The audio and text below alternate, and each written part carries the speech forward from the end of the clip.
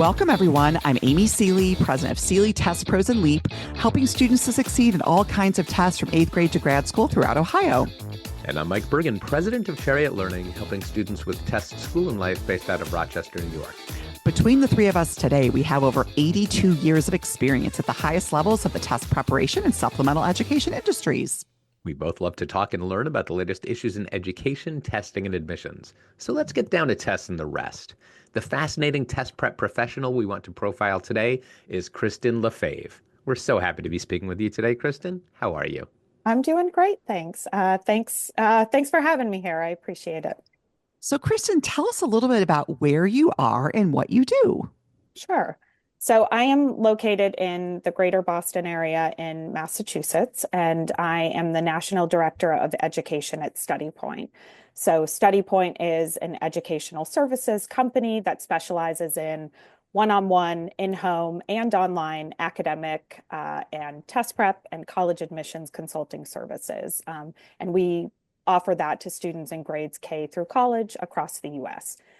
In my role specifically, I'm responsible for managing the development of our test prep curriculum and then also managing the hiring and training of our staff of tutors. So can you tell us then, how did you get your start in test prep and what did you do before prep? So I joined StudyPoint in 2002, so quite a long time ago at this point in time. So about 3 years after the company was started. So I had always been interested in education, but didn't think I necessarily wanted to be a classroom teacher. My first year out of college, I worked for a software company, kind of doing office management, administrative type work, really just to kind of give me some experience working in the business world. But about 6 months in, I started looking for other jobs that were more aligned with my interests, and StudyPoint happened to be a great fit for that. So I started as a program manager in our Boston area location. And in that role, I was working with our families and tutors, so doing sales, doing service of the programs. But I was also very interested in actually doing some of the tutoring myself. So in addition to my full-time role, I started working with StudyPoint students at nights and weekends, and I loved it. It was definitely a crazy schedule, probably something I could only do in my 20s, but I enjoyed it so much I wanted to keep doing it. That's such an interesting arc, Kristen, because most of the time what I encountered, and I know where you're Amy, going with here's a this. trivia. I got my test prep start in Boston, Okay.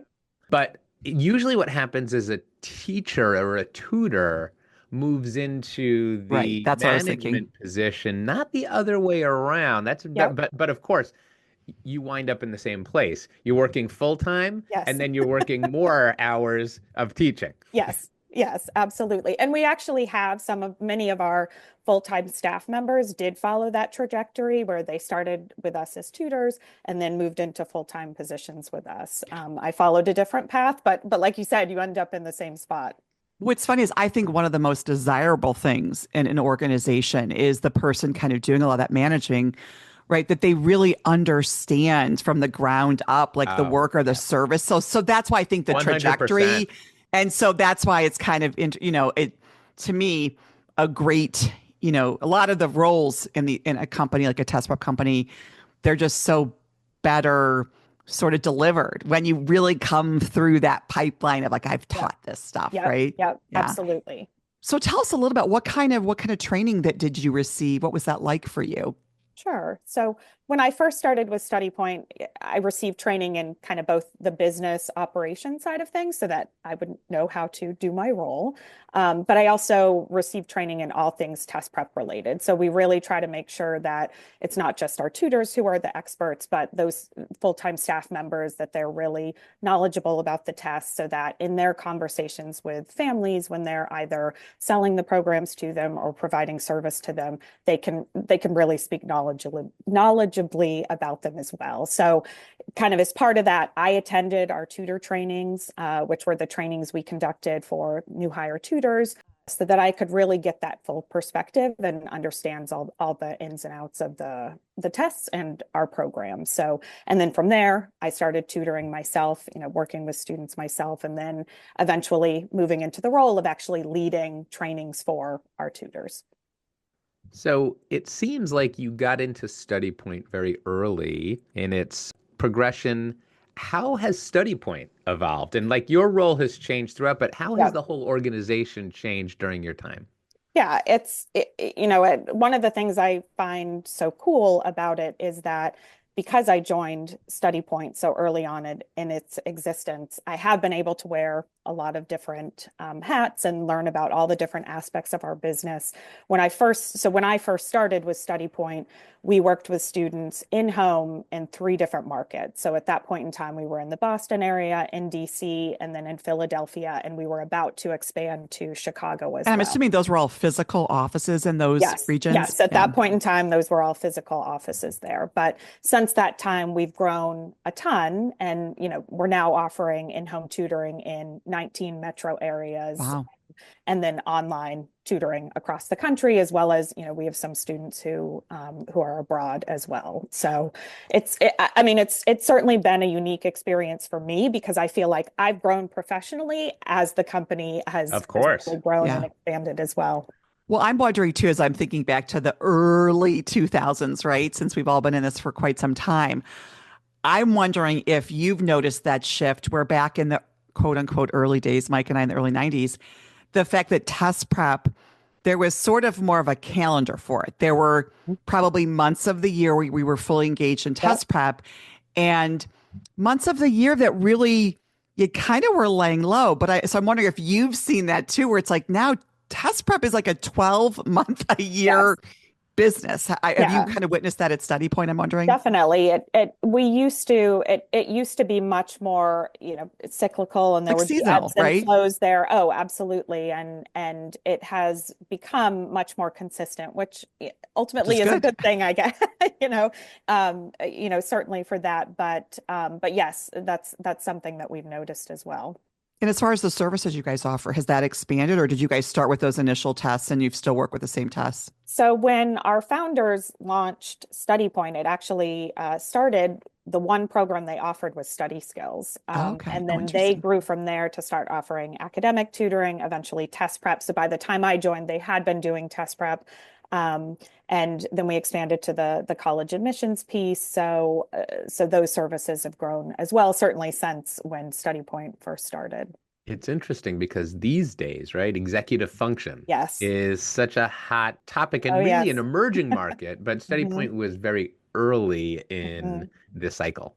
Yes, absolutely. So, and it's still one of the core programs that we offer is our study skills program. And I think we're certainly seeing much more interest in that because I think it has become so much more prominent just in the world of education to be aware of that. And those skills, study skills, executive functioning skills, are skills that everyone can benefit from, not just, necessarily those who struggle, in that area. So, What are some of your favorite aspects of working in the test prep industry? I think for sure at the top is the students themselves.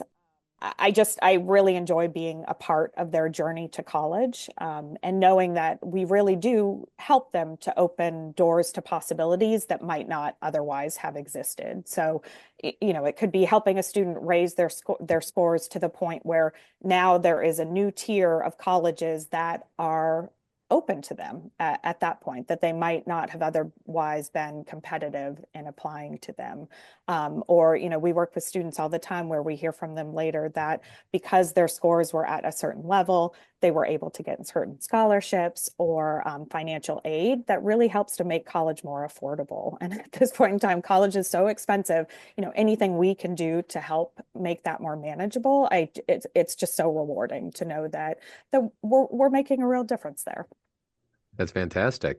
Let's look at the other side. Are there aspects of working in this space that you find frustrating or challenging?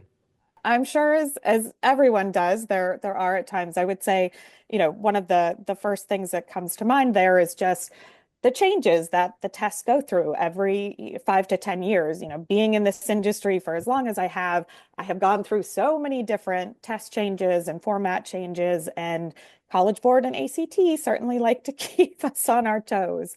And developing new instructional materials and practice materials for new tests can really be challenging, especially when there's not a lot of information to go off of, when there's you're talking sample about maybe materials, an right? existing change and enhancement as that's is what in the is works? happening, yes, with the ACT. So, I would say that's certainly been a challenge, but also I guess ultimately, helps to keep things interesting. And I do like dissecting, new test frameworks and taking the practice tests and trying to see, okay, what are those patterns there and so forth. So, but it can be a challenge at times for sure.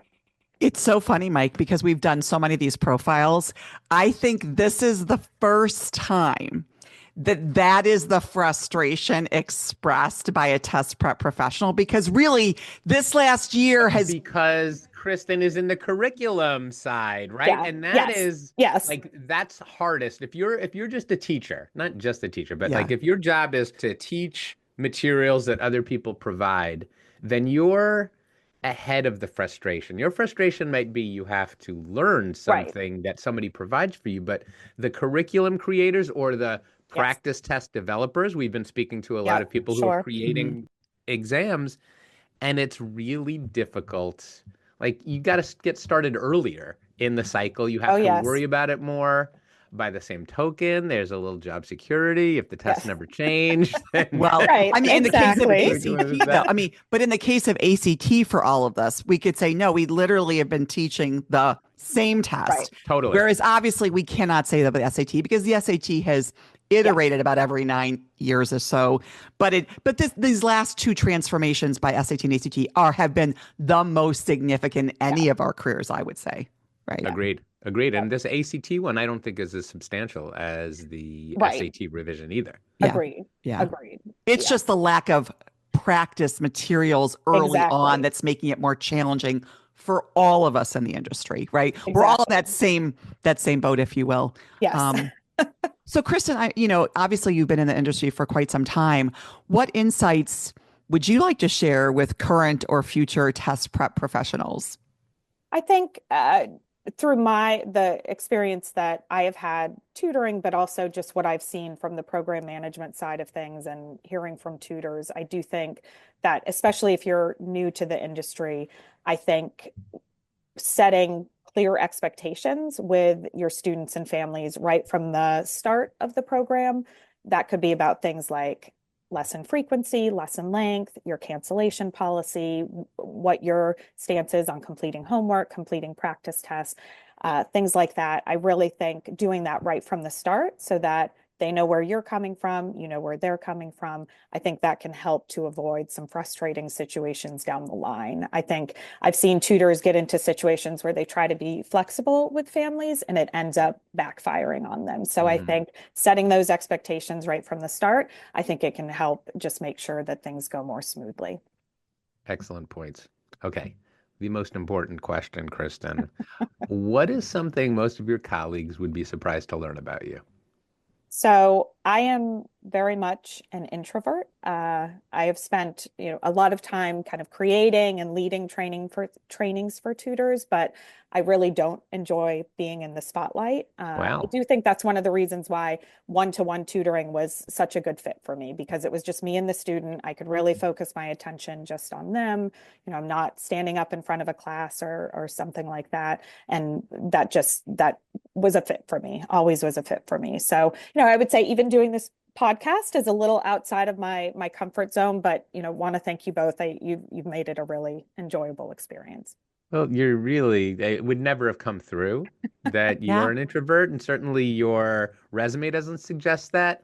What strategies have you found as an introvert who finds herself doing both like education and training and leadership?